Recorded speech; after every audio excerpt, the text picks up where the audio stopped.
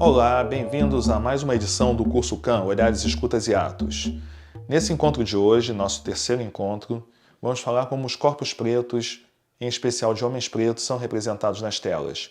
Pode ser uma discussão que migre pela masculinidade preta, ou pode ser uma discussão que pense como esse homem preto é representado no cinema desde sempre, ou pode ser uma discussão que migre para uma questão de que seria esse pertencimento africano dentro das representações cinematográficas, porque o que estamos buscando aqui é um outro olhar. Então vamos discutir um pouquinho de o porquê dessa necessidade de acabar com essa história única, o que vem por trás do olhar desse espectador e como podemos construir um cinema da diáspora africana.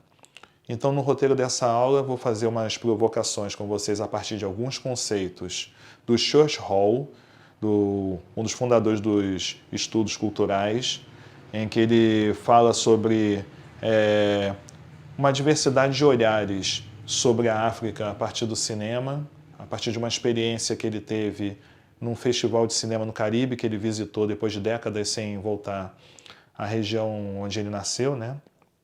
E vou trabalhar também com alguns conceitos do Irano quando ele faz a sua pesquisa sobre Grande Otelo. É um assunto que nós voltaremos em aulas mais para frente, mas que eu gostaria de colocá-los aqui já para criar algumas provocações. Vamos abrir agora com nossa Bell Hooks.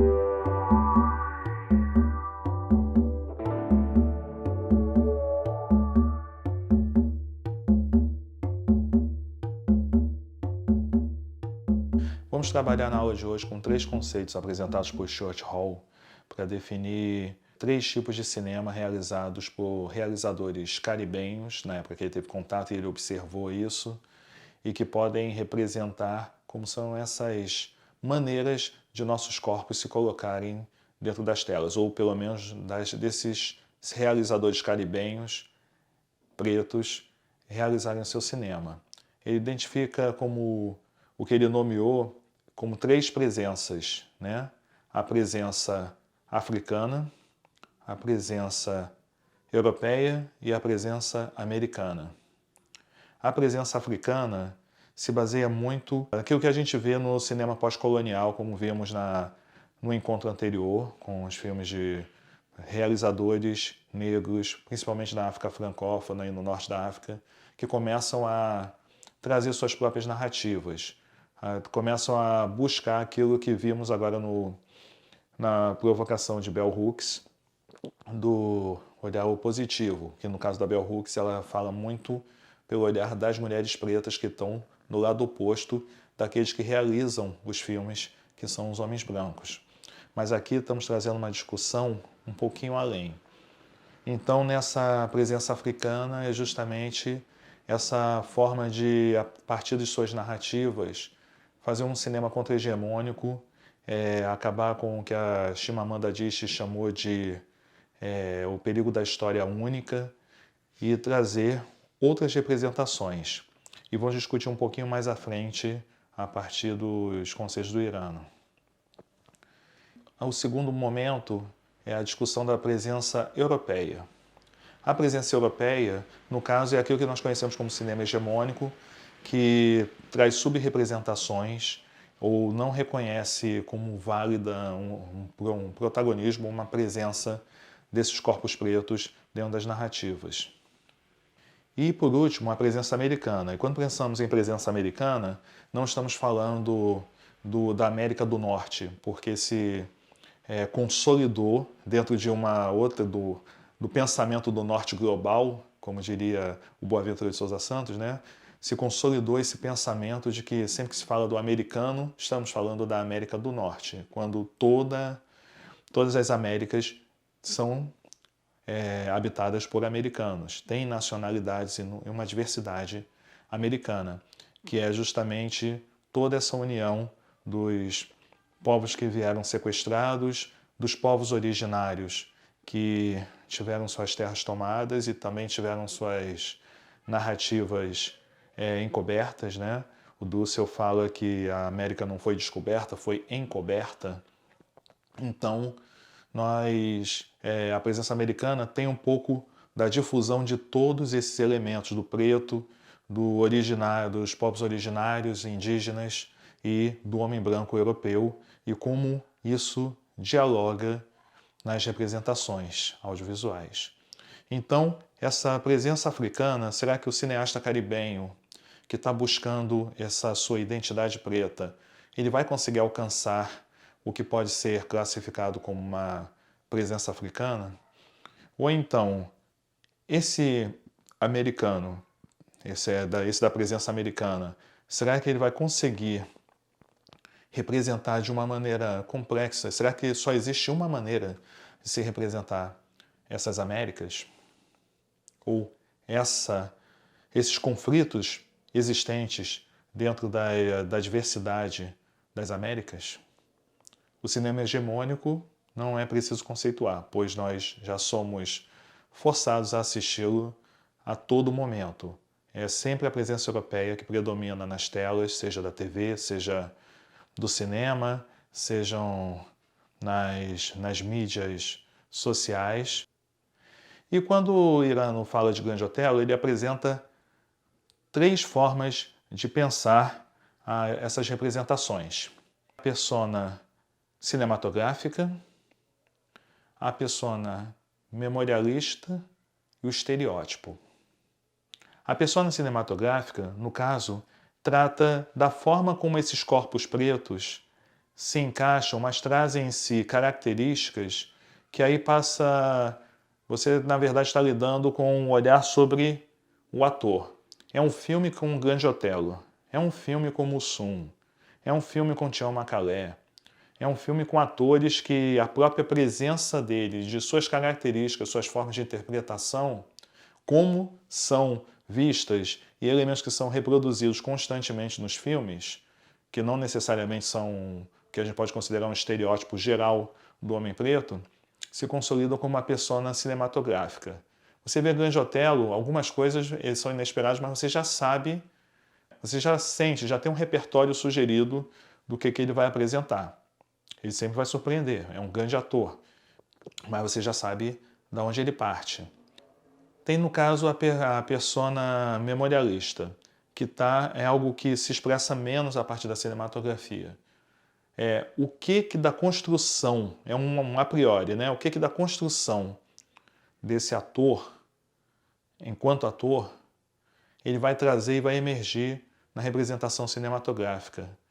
Quando ele chega aí num olhar, o que ele está buscando daquela reminiscência? Quais são esses elementos que fazem, que de repente dão até essas características que fogem um pouquinho tanto dos estereótipos quanto dessa persona. São esses elementos surpreendentes, como eu posso te dizer, mas que vêm de toda uma memória corporal desse ator.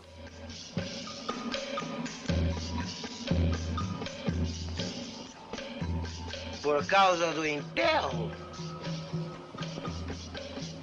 quando morre uma criança na favela, todo mundo devia de cantar. É menos um para se criar nessa miséria. Mas você falou? E tem os estereótipos.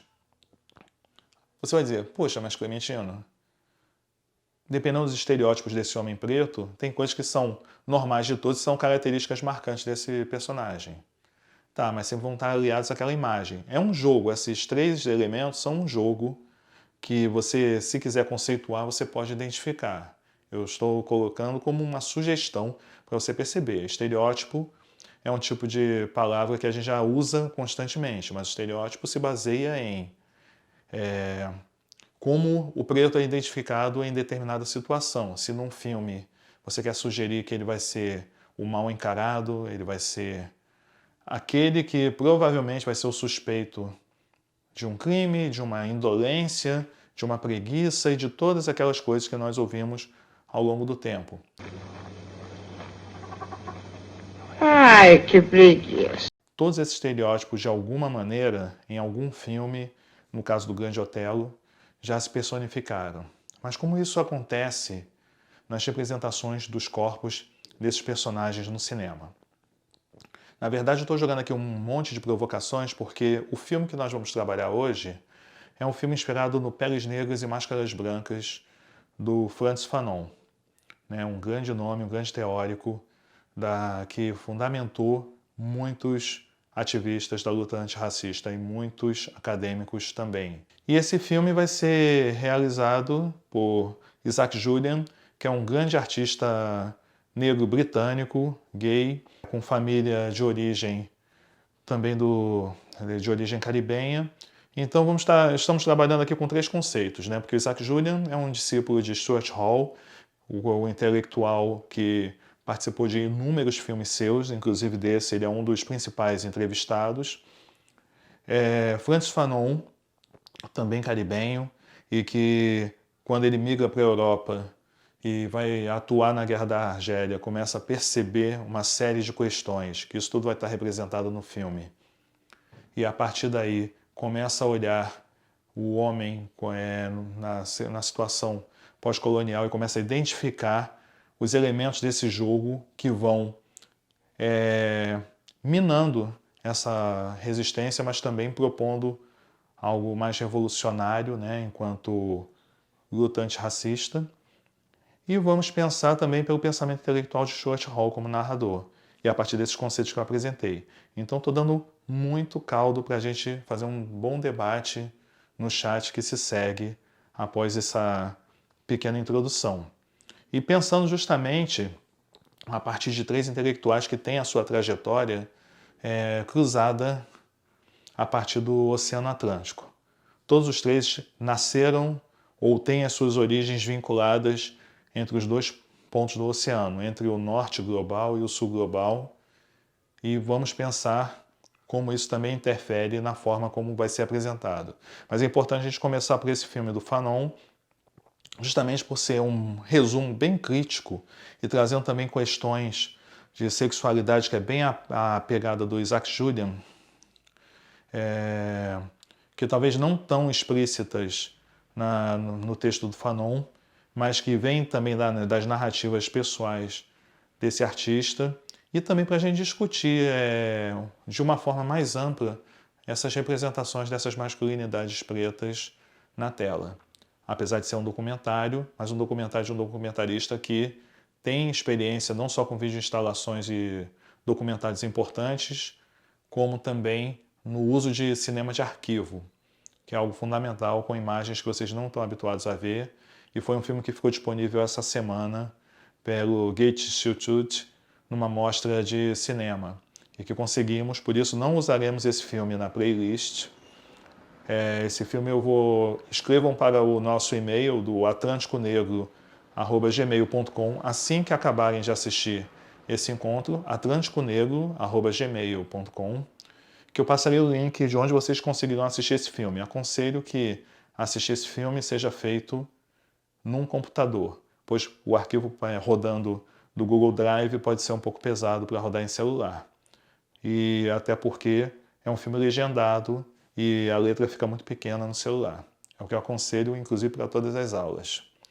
Então, até daqui a pouco no nosso chat, que hoje será no Google Meet, do próprio e-mail do Atlântico Negro, e eu mandarei o convite tanto pelo grupo do Zap dos que já frequentam a aula, como para quem solicitar por esse e-mail o link do filme. Já vai com o link do Google Meet e o link para assistir no Google Drive. Até mais!